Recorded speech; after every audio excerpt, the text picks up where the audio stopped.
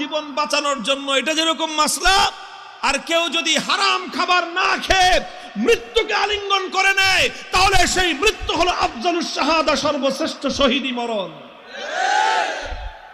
আব্দুল্লাহ বিন Hudhafa চিন্তা করলেন, এখন মাসলা দুইটা আছে, একটা হলো ফাঁকফোকরের রাস্তা, আমি এখন হারাম খেয়ে জীবন বাঁচাতে পারি, আর একটা মাসলা কি, আমি যদি আমার জীবনকে উৎসর্গ করে দেই আমার একজনের জীবন যাবে কিন্তু কিয়ামত পর্যন্তের জন্য রোম সম্রাটের দরবারে ইসলামের ঝান্ডা সমুন্নত হয়ে যাবে।